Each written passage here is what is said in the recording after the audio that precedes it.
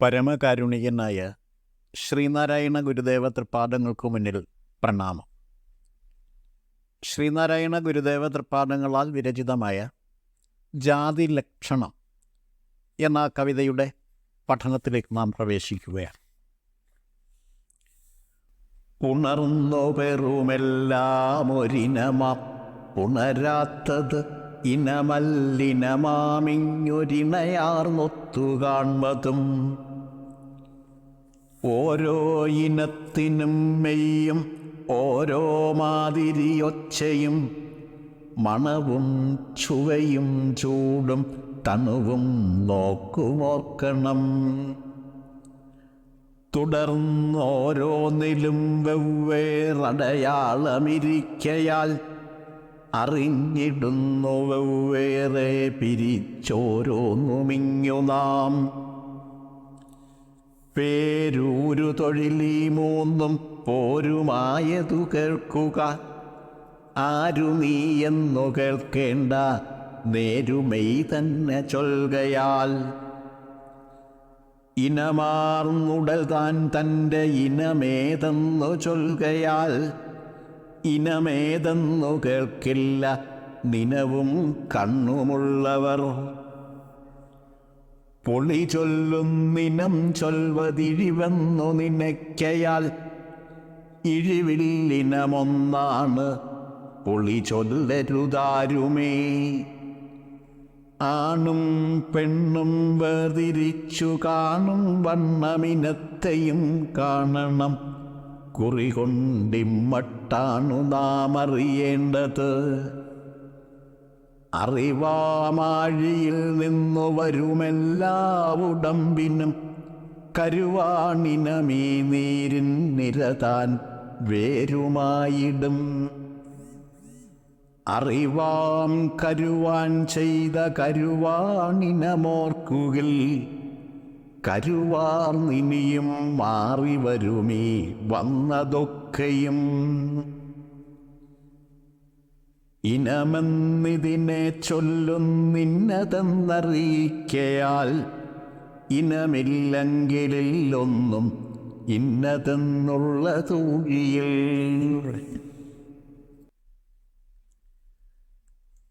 ഇതാണ് ശ്രീനാരായണ ഗുരുദേവകൃതമായ ജാതി ലക്ഷണം.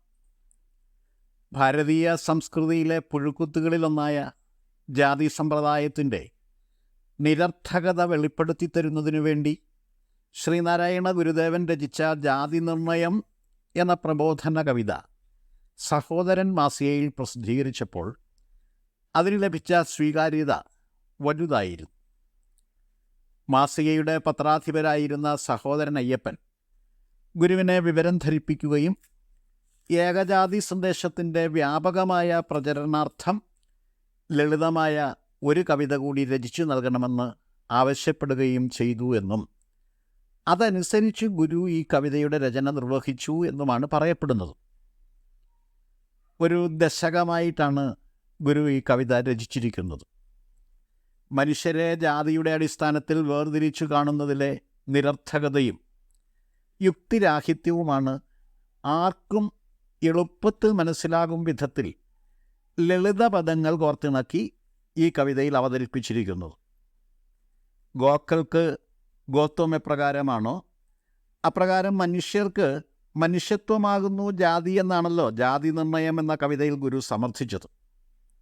10 പദ്യങ്ങളടങ്ങുന്ന ഈ കവിതയിൽ അതേ ജാതി നിർണയം തന്നെയാണ് ലളിതമായി പുനരാവിഷ്കരിച്ചിരിക്കുന്നത്. ജാതി എന്ന പദത്തിനു പകരം ഇനം എന്ന പദമാണിവിടെ പ്രയോഗിച്ചിരിക്കുന്നത്. പുണർന്നു പെറുമെല്ലാം ഒരിനം, പുണരാത്തത് ഇനമല്ല, ഇനമാം ഇഞ്ഞ് ഇണയാർന്നൊത്തു കാൺമതും എന്നാണ് 1-ാമത്തെ പദ്യത്തിൽ പറഞ്ഞിരിക്കുന്നത്. ജീവജാലങ്ങൾക്കിടയിലെ ഇനവ്യത്യാസത്തെ ശാസ്ത്രീയമായി നിരീക്ഷിച്ചതിന് ശേഷമാണ് ഗുരു ഈ വിശദീകരണം നൽകിയത്. ഇണകളായി കൂട്ടുകൂടി ജീവിക്കുന്ന ജീവികളെല്ലാം ഒരിനമാണെന്ന് കൂടി ഈ പദ്യത്തിൽ കൂട്ടിച്ചേർത്തിരിക്കും. മനുഷ്യർ ഭാര്യാഭർത്താക്കന്മാരായി ജീവിക്കുന്നത് പോലെ മറ്റ് ജീവികളിലും ഇണകളെ ധാരാളമായി കാണാൻ സാധിക്കുന്നുണ്ടെന്ന് ജീവശാസ്ത്ര നിരീക്ഷകന്മാർ കണ്ടെത്തി സ്ഥിരീകരിച്ചിട്ടുമുണ്ട്. വ്യത്യസ്ത ഇനങ്ങളിൽപ്പെട്ട ജീവികൾ തമ്മിൽ ഇണചേരലും ഇണങ്ങിപ്പാർപ്പും ഇല്ല എന്നുള്ള കാര്യവും നിരീക്ഷണങ്ങളിലൂടെ സ്ഥിരീകരിക്കപ്പെട്ടിട്ടുണ്ട്. ജാത്യാഗുണമാണ് ഒരേ ഇനത്തിൽപ്പെട്ട ജീവികളെ ഇണചേരാനും ഇണങ്ങിപ്പാർക്കാനും പ്രേരിപ്പിക്കുന്നത്. ഓരോ ഇനത്തിനും മെയ്യും ഓരോ മാതിരി ഒച്ചയും മണവും ചുവയും ചൂടും തണുവും നോക്കുമോർക്കണം എന്നാണ് 2-ാം പദ്യത്തിൽ പറഞ്ഞിരിക്കുന്നത്. ശബ്ദം, ഗന്ധം, അഭിരുചി, ശരീരതാപനില, നോട്ടം അഥവാ പടുതി തുടങ്ങിയവ ഇനലക്ഷണങ്ങളാണ് എന്നാണ് ഇവിടെ പറഞ്ഞിരിക്കുന്നത്. ഇവിടെയും ശാസ്ത്രയുക്തിയുടെ പിൻബലമാണ് അവലംബിച്ചിരിക്കുന്നത്.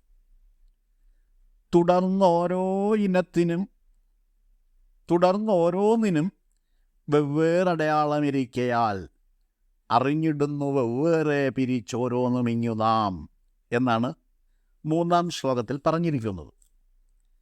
വിട്ടുപിരിയാതെ ചില സാമാന്യ ലക്ഷണങ്ങൾ ഓരോ ഇനത്തിൽപ്പെട്ട ജീവികളിലും കാണാൻ സാധിക്കുന്നുണ്ട് എന്നാണ് ഈ പദ്യത്തിൻ്റെ ആദ്യ പകുതിയിൽ പറഞ്ഞിരിക്കുന്നത്.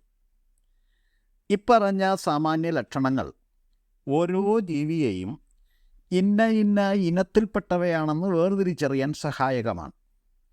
അത്തരം സാമാന്യ ലക്ഷണങ്ങളെ ജാതി ലക്ഷണങ്ങളായി വിശേഷിപ്പിക്കാവുന്നതാണ്. ഇവിടെയും ശാസ്ത്രയുക്തിയാണ് അവലംബിച്ചിരിക്കുന്നത്. ഈ കവിതയിലെ തുടർന്നുള്ള പദ്യങ്ങളിൽ മനുഷ്യർക്കിടയിൽ ജാതി വ്യത്യാസമില്ല എന്ന് സമർത്ഥിക്കാൻ വേണ്ട യുക്തികളാണ് നിരത്തിയിരിക്കുന്നത്.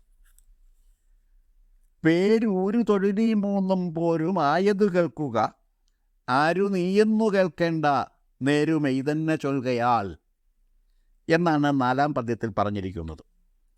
ജാതി ചോദിക്കരുത്, പറയരുത്, ചിന്തിക്കരുത് എന്ന മുദ്രാവാക്യം തന്നെയാണ് ഇവിടെ കാവ്യാത്മകമായി അവതരിപ്പിച്ചിരിക്കുന്നത്. അപരിചിതനായ ഒരാളെ കണ്ടാൽ അയാളുടെ ശരീരലക്ഷണം നോക്കി അയാളൊരു മനുഷ്യനാണെന്ന് മനസ്സിലാക്കാവുന്നതേ ഉള്ളൂ. അയാളുടെ പേരും നാടും തൊഴിലുമൊക്കെ നമുക്കറിയാത്തതുകൊണ്ട് ചോദിച്ച് മനസ്സിലാക്കുന്നതിൽ തെറ്റില്ല.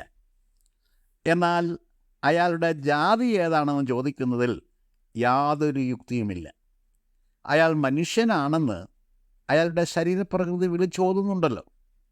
ഇവിടെയും ശാസ്ത്രയുക്തി തന്നെയാണ് പ്രയോഗിക്കപ്പെട്ടിരിക്കുന്നത്. ഇനമാർന്നുടൽതാൻ തൻ്റെ ഇനമേതെന്നു ചൊൽകയാൽ ഇനമേതെന്നു കേൾക്കില്ല നിനവും കണ്ണുമുള്ളവർ എന്നിങ്ങനെ മുൻ പദ്യത്തിൽ പറഞ്ഞിരിക്കുന്ന കാര്യങ്ങളെ ഈ പദ്യത്തിൽ അടിവരയിട്ട് സമർത്ഥിച്ചിരിക്കുന്നു. നിലവും കണ്ണുമില്ലാത്തവർ ചിന്താശേഷിയും ദർശനശേഷിയുമില്ലാത്തവരാണ്. അങ്ങനെയുള്ളവരാണ് ജാതി ചോദിക്കുകയും പറയുകയും ചെയ്യുന്നത് എന്നും സാമാന്യ യുക്തിക്കും കാഴ്ചശക്തി ഉള്ളവർക്കും യോജിച്ചതല്ല ജാതി പറയലും ജാതി ചോദിക്കലും എന്നാണ് ഈ പറഞ്ഞിരിക്കുന്നതിൻ്റെ സാരം. അടുത്ത പദ്യത്തിൽ പൊളി ചൊല്ലുന്നിനം ചൊൽവത് ഇഴിവെന്നു നിനയ്ക്കയാൽ ഇഴിവില്ല ഇനമൊന്നാണ് പൊളി ചൊല്ലരുതാരുമേ എന്നാണ് പറഞ്ഞിരിക്കുന്നത്. മിഥ്യയായ ഉത്കർഷതാബോധമാണ് ജാതിചിന്തയ്ക്ക് ആധാരം. കൃത്രിമമായ ഉത്കർഷത അവകാശപ്പെടുകയും ശ്രേഷ്ഠതാവാദം ഉന്നയിക്കുകയും ചെയ്യുന്നവരെ അജ്ഞന്മാരായി തള്ളിക്കളയണം. അക്കൂട്ടരെ അംഗീകരിക്കുന്നവർ ഇല്ലാത്ത അപകർഷതാബോധത്തിന് അടിമകളായിത്തീരുക തന്നെ ചെയ്യും. ജാതി എന്ന കൃത്രിമ പരിവേഷത്തിൻ്റെ അഭാവത്തിൽ ശോഭിക്കാൻ പ്രാപ്തിയില്ലാത്തവരാണ് ജാത്യാഭിമാനികളായിത്തീരുന്നത്. ഇക്കാര്യമാണ് പൊളി ചൊല്ലുന്നിനം ചൊൽവത് ഇഴിവെന്നു നിനയ്ക്കയാൽ എന്ന് ഗുരു പറഞ്ഞിരിക്കുന്നതിൻ്റെ പൊരുൾ. മനുഷ്യത്വമാണ് മനുഷ്യജാതി എന്ന സങ്കോചം കൂടാതെ പറയുന്നവരാണ് യഥാർത്ഥ മനുഷ്യർ. ഇഴിവിൽ ഇനമൊന്നാണ് പൊളി ചൊല്ലരുതാരുമേ എന്ന വരികളിലൂടെ ജന്മസിദ്ധമായ മനനശേഷിയെ ഇകഴ്ത്തുന്ന പ്രവൃത്തിയിൽ ആരും ആകർഷിക്കപ്പെട്ടു പോകരുത് എന്നും ജാതിപ്പേര് പറഞ്ഞ് ആർക്കും ആരെയും ഇകഴ്ത്താൻ സാധ്യമല്ല എന്നുമുള്ള വസ്തുതാപരമായ സത്യത്തെ അംഗീകരിക്കുക തന്നെ വേണം എന്നാണ് ഗുരു ഇവിടെ ഉപദേശിച്ചിരിക്കുന്നത്. ആണും പെണ്ണും വേർതിരിച്ചു കാണും വണ്ണം ഇനത്തെയും കാണണം, കുറികൊണ്ട് ഇമ്മട്ടാണു നാം അറിയേണ്ടത് എന്നാണ് 7ാമത് പദ്യത്തിൽ പറഞ്ഞിരിക്കുന്നത്. ആൺപെൺ വ്യത്യാസം പ്രകൃതിയുടെ വികൃതികളിൽ, വികൃതി എന്ന് പറഞ്ഞാൽ വിശേഷപ്പെട്ട കൃതി എന്നാണ്, ഒന്നാണ്. ഈ വ്യത്യാസമാണ് ഓരോ ഇനത്തിൽപ്പെട്ട ജീവികളെയും ഇണചേരാനും പെറ്റുപെരുകാനും ഇണങ്ങിപ്പാർക്കാനും കാരണമായി വർത്തിക്കുന്ന പ്രേരകശക്തി. കുറി എന്ന പദം ഇവിടെ ലക്ഷണം എന്ന അർത്ഥത്തിലാണ് പ്രയോഗിച്ചിരിക്കുന്നത്. മനുഷ്യർക്കിടയിലെ കൃത്രിമ ജാതികൽപ്പന മനുഷ്യരെ തമ്മിൽ ഭിന്നിപ്പിക്കുവാൻ മാത്രമേ സഹായിക്കൂ. വിശ്വമാനവികത എന്ന ഉദാത്ത സംസ്കാരം യാഥാർത്ഥ്യമായി തീരണമെങ്കിൽ കൃത്രിമ ജാതികൽപ്പനയെ പൂർണ്ണമായി തള്ളിക്കളയുക തന്നെ വേണം. അറിവാം ആഴിയിൽ നിന്നു വരുമെല്ലാ ഉടമ്പിനും കരുവാണിനം ഈ നീരിൻ നിരതാൻ വേരുമായിടും എന്നാണ് തുടർന്ന് പറഞ്ഞിരിക്കുന്നത്. അറിവാം ആഴിയിൽ നിന്ന് വരും എല്ലാ ഉടമ്പിനും കരുവാണിനം ഈ നീരിൻ നിരതാൻ വേരുമായിടും. ഉടമ്പ് എന്ന പദത്തിൻ്റെ വാഗർത്ഥം ശരീരമെന്നാണ്. ഓരോ ജീവിയെയും ഇന്ന ഇന്ന ഇനത്തിൽപ്പെട്ട ജീവി എന്ന് വേർതിരിച്ചറിയാൻ സഹായിക്കുന്നത് അറിവാണ്. ലോകത്തെന്തെല്ലാമുണ്ടോ അവയെല്ലാം അറിവാണ് വെളിപ്പെടുത്തി തരുന്നത്. അറിവിൽ ഉൾപ്പെടാത്തതായ യാതൊന്നും ഇവിടെ ഇല്ല. അതുകൊണ്ടാണ് ഗുരു അറിവിനെ അറിവാം ആഴി എന്ന് വിശേഷിപ്പിച്ചിരിക്കുന്നത്. അറിവിൽ സ്ഫുരിക്കുന്ന സർവ്വതിനെയും ഇന്നത് ഇന്നത് എന്ന് വേർതിരിക്കുന്ന കരുവാണ് ഇനം. ഇതുതന്നെ ജാതിയും എന്നാണ് ഗുരു സമർത്ഥിച്ചിരിക്കുന്നത്. ഈ നീരിൻ നിരതാൻ വേരുമായിടും എന്ന് പറഞ്ഞുകൊണ്ടാണ് ഈ പദ്യം ഉപസംഹരിച്ചിരിക്കുന്നത്. ആഴവും പരപ്പും എത്രത്തോളമാണെന്ന് നിശ്ചയം ഇല്ലാത്ത ജലക്കെട്ടാണല്ലോ സമുദ്രം. സമുദ്രത്തിലെ പ്രതിഭാസങ്ങളായ തിര, കുമിള, പത, ജലപ്രവാഹങ്ങൾ, ചുഴി തുടങ്ങിയവയെല്ലാം ജലത്തിൻ്റെ ഭാവരൂപാന്തരണങ്ങളാണ്. അതുപോലെ ജീവജാലങ്ങളിൽ പ്രകടമായി കാണുന്ന സർവ്വ വ്യത്യാസങ്ങൾക്കും കാരണം അറിവാകുന്ന സമുദ്രത്തിലെ ജലത്തിൻ്റെ, അതായത് ഇനം എന്ന കരുവിൻ്റെ ഭാവരൂപാന്തരണങ്ങളാകുന്നു എന്നാണ് ഗുരു ഇവിടെ പറഞ്ഞിരിക്കുന്നത്. അറിവാം കരുവാൻ ചെയ്ത കരുവാണിനമോർക്കുകിൽ കരുവാർന്നിനിയും മാറി വരുമീ വന്നതൊക്കെയും എന്നാണ് തുടർന്ന് പറഞ്ഞിരിക്കുന്നത്.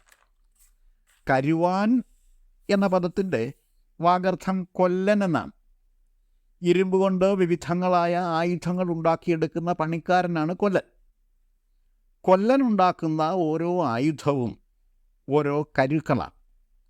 ശസ്ത്രക്രിയ നടത്താനും ക്ഷൗരം ചെയ്യാനും കായ്കറികൾ നുറുക്കാനും കശാപ്പ് നടത്താനും കത്തികൾ തന്നെയാണ് ഉപയോഗിക്കുന്നതെങ്കിലും ഓരോ കാര്യത്തിനും അതാതിന് യോജിച്ച കത്തികളാണ് തിരഞ്ഞെടുക്കുന്നത്.